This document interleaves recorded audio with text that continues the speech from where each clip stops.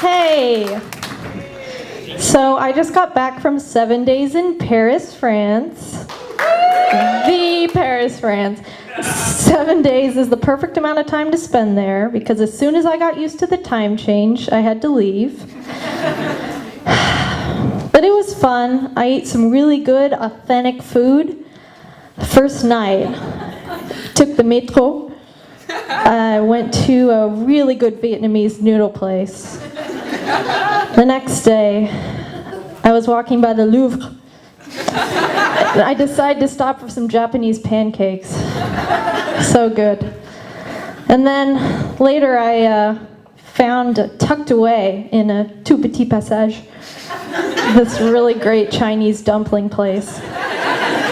And then on my last night, I really had to live it up.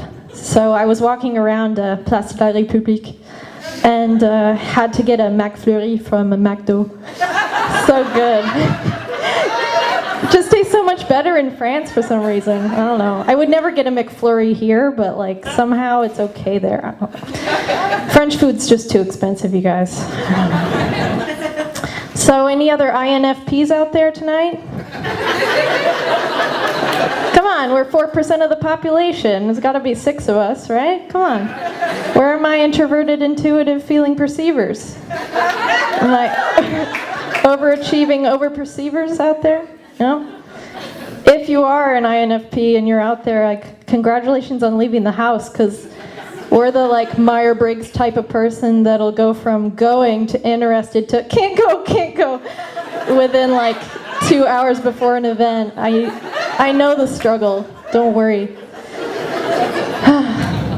I just turned 25 and a half. So that means I've been playing the piano for 20 years. And that means it's been 20 years since I've had these magical powers to get out of any unpleasant task, whether it be a chore or socializing, to go play the piano and just delight everyone. Like, my mom would tell me, Megan, you gotta unload the dishwasher, and I'd be like, but Mom, I was just about to play the piano for you. Oh. She'd be like, oh, well, no, go play. I just love it. And then if I walk into a house party and see a piano, it's like, ooh, it's like that's the hot guy at the party I'm gonna be sitting by later. Like, you're gonna get me through the night. Thank you. And you can just go play the piano and no one will think it's strange that you walked away from a conversation. They'll just think that you felt inspired because you're an artist.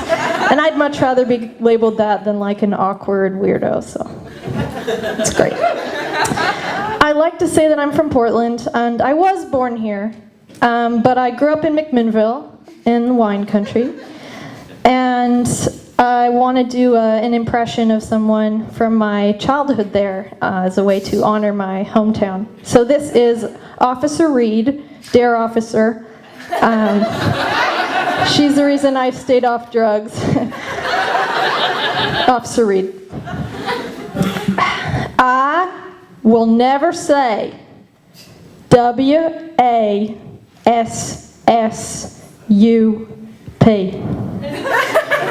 Never will I say WASSUP.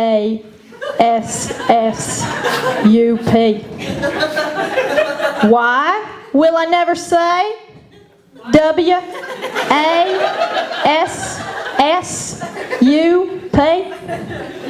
Because WASSUP is a phrase invented by a beer brand. And when a frog says it, you're supposed to think that drinking is fun and cool. But it is not. So guess what we spent the rest of 5th grade never not saying? I still say it to this day. What's up? I know how Officer Reed felt, though, because I spent 3 months last year as a high school long-term French sub in that very lovely town of McMinnville. And it was funny because I was on the younger side in terms of teachers, and I was still trying to be like cool and respected at the same time. And they would laugh at the weirdest things, like whenever we said 19, which means 19, they would say, "D's nuts." They would ask me how to say Netflix and chill in French, and I would just have to be like, those are both words borrowed from English, and it's more like Hulu and baguette. But on the last day, I asked them to roast me, because I love insult comedy.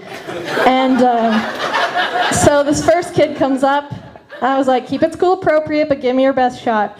He said, "Madame Hattie, I saw you driving your white van around, and I ran away because I was afraid you were going to kidnap me." It was like, pretty good, very school appropriate.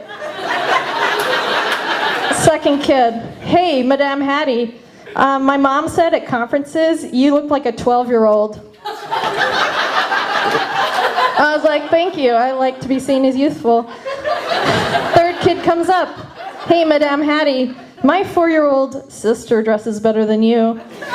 That was too far. I wrote him a referral, made sure he was in detention on Halloween Saturday.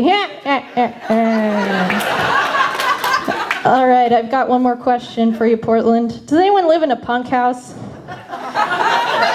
You know, a punk house, where it's loud and grimy.